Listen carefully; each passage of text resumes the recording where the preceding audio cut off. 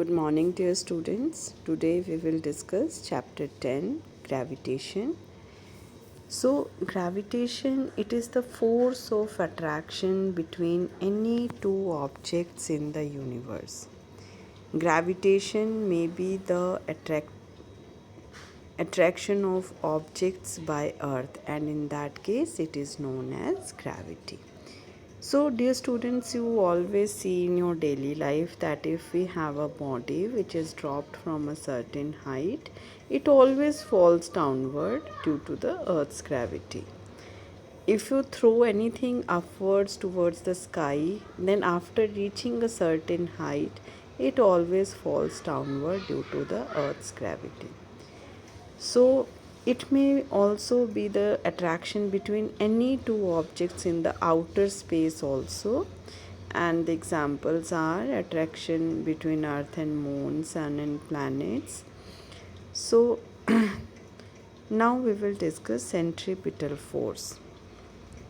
So, dear students, for an object to move in a circular path, a force is needed, and that force is known as centripetal force. It is also called center seeking force. Okay? So if there is no centripetal force there, the object will move in a straight line. So dear students, in case of planets and sun, it is the force of gravitation between the planet and the sun which provides the necessary centripetal force for the planets to move in a orbit. Universal law of gravitation, it states that every object in this universe attracts every other object with a force which is directly proportional to the product of the masses and inversely proportional to square of distance between them. So if we have two objects having mass capital M and small m, distance between them is small d, then the force of attraction, it is directly proportional to the product of masses and inversely proportional to square of distance. The constant of proportionality here is capital G, which is called universal gravitation constant, and experimentally it has been found that its value is 6.673 into 10 raised to power minus 11. Then we will discuss free fall. Okay? So the earth, it attracts every object toward it due to gravitational force. When an object falls towards the earth due to earth's gravitational force, it is called as free fall. Okay, when the object is allowed to fall freely. So the acceleration is called acceleration due to gravity. It is denoted by a small g. So when during free fall, if we apply the Newton's second law of motion, then F is equal to ma, and acceleration in case of free fall, it is called acceleration due to gravity.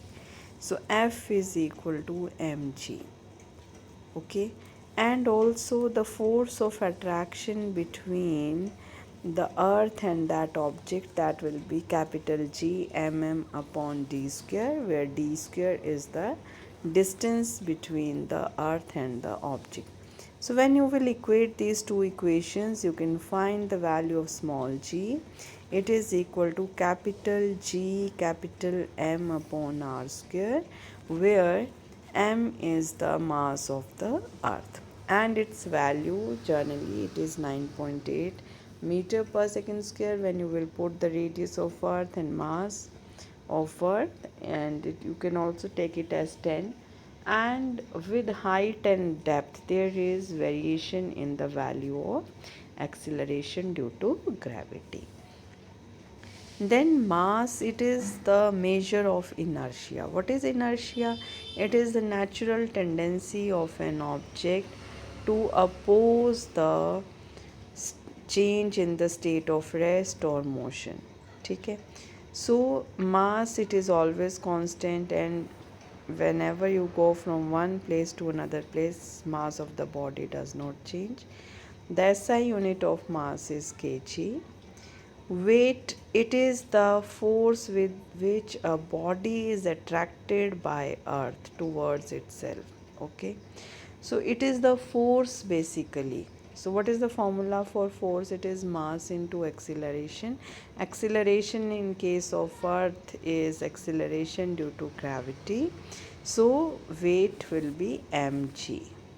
Okay, so basically weight, it is force, and the unit of force is newton, so the SI unit of weight is same as that of force. So when you go to moon, basically the value of acceleration due to gravity on moon is 1/6 of the acceleration due to gravity on earth. Therefore, if you take the weight of an object on the moon, it will be 1/6 of its weight on earth.